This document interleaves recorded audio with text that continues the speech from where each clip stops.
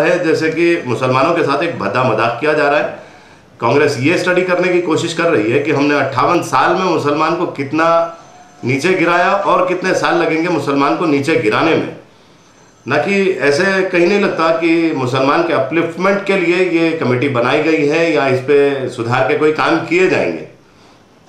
तीसरी चीज़ जो बड़ी अफसोसनाक है कि जब पार्लियामेंट में 542 मेंबर ऑफ पार्लियामेंट चुन के आते हैं तो कई स्टेटों का हमने जायजा लिया, जिसमें आंध्र प्रदेश जैसा स्टेट अगर आप पकड़ें तो उसमें 42 MP आते हैं, जिसमें सिर्फ एक असदुद्दीन अवैसी इंडिपेंडेंट अपने मजलिस इत्तेहादुल मुस्लिमीन से चुन के आते हैं।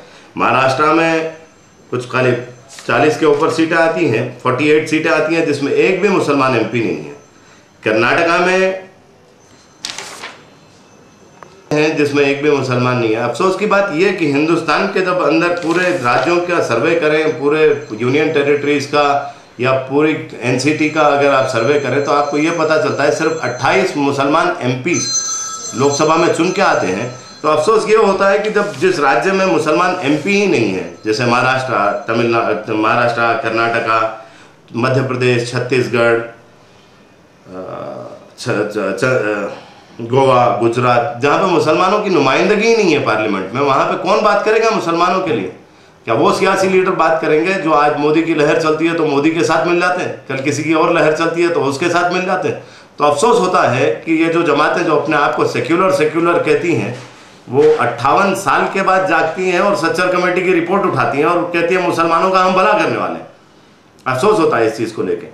हमारी जो आबादी हिंदुस्तान के अंदर 14.83% है, तो फिर हमारे पार्लियामेंटेरियंस भी 14.83% होने चाहिए, जबकि वो है नहीं। तो इन मौज़ूओं को लेके हमने तारिक अनवर साहब के साथ गुफ्तगू की, ये शरद पवार के सामने भी रखी जाएंगी। आज जो हालात हैं हिंदुस्तान के, सेक्युलर और कम्युनल फोर्सेस आज का इलेक्शन लड़ने वाली है 2014 का, और मुसलमान को आज जागना पड़ेगा क्योंकि 80 पार्लियामेंट्री सीटें ऐसी हैं जहां पे बिना मुसलमान के वोट के कोई भी MP चुन के लोकसभा तक नहीं आ सकता। तो आज एक हमारी कोशिश है कि हम हिंदुस्तान के कोने कोने तक आवाज़ पहुंचाएं ताकि मुसलमान जागे और मुसलमान उन्हीं लीडरों को वोट करें जो मुसलमान परस्त हों, जो मुसलमानों के भलाई के काम करने का सोचते हों, ना कि दंगे भड़काने का सोचते हैं।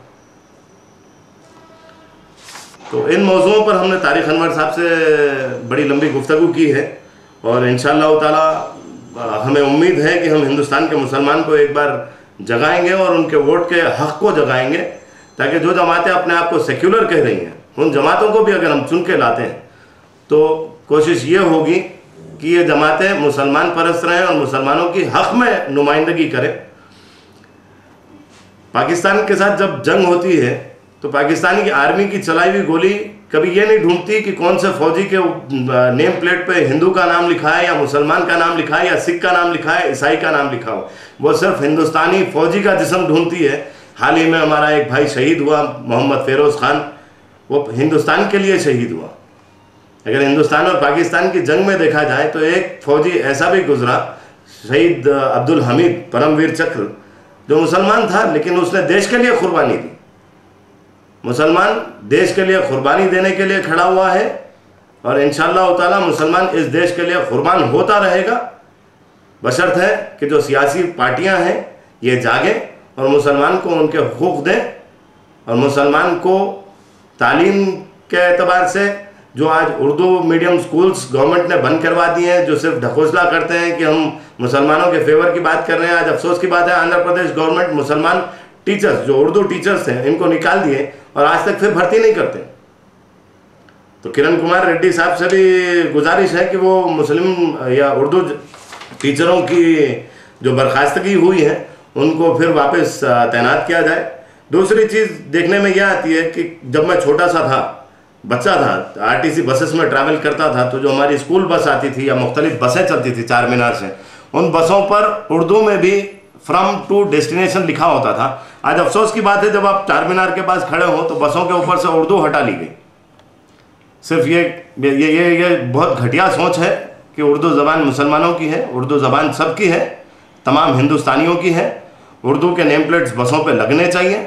आर्कियोलॉजिकल सर्वे ऑफ इंडिया जहाँ जहाँ पे भी बोर्ड्स लगाती हैं मुख्तलिफ बिल्डिंगों की, इमारतों की, जो हिस्ट्री में बनाए गए हैं पिछले ज़माने में, उन पर भी उर्दू के तख्तियाँ लगनी चाहिए, तारीख़ लिखी जानी चाहिए। और हिंदुस्तान की हुकूमत से हम लड़ना चाहते हैं, हम कोई रिवोल्ट नहीं करना चाहते, लेकिन एक हक की लड़ाई ये करना चाहते हैं कि हिंदुस्तान में भी बड़े ओहदों पर, जैसा प्रधानमंत्री मुसलमान भी बन सकता है हिंदुस्तान का, होम मिनिस्टर मुसलमान ही बन सकता है, लेकिन 1950 से लेकर आज तक के काल में सिर्फ एक मुसलमान मंत्री बना होम मिनिस्टर हिंदुस्तान का, मुफ्ती मोहम्मद सईद, क्योंकि मुसलमानों में काबिलियत नहीं है। अगर APJ अब्दुल कलाम नहीं होते तो शायद अग्नि मिसाइल हिंदुस्तान के लिए बहुत भारी चीज़ बनना मुश्किल होता। अगर आज शाहरुख खान नहीं होते तो हिंदुस्तानी फिल्म इंडस्ट्री इतनी उरूज पे नहीं आई होती। अगर AR रहमान नहीं होते तो हिंदुस्तानी म्यूज़िक ग्लोबली नहीं गया होता, ऑस्कर अवार्ड नहीं आया होता। अगर कादर खान नहीं होते तो फिल्मों के इतने अच्छे डायलॉग लिखने वाले भी कोई नहीं होते। तो मुसलमान के अंदर बहुत टैलेंट है। सेक्युलर जमातों से और शरद पवार साहब से और तारिक अनवर साहब से हमने कोशिश की है बात करने की, इन चीज़ों को, इन मुद्दों को उठाने की, और इंशाअल्लाह ताला हम उठाएंगे इन मुद्दों को।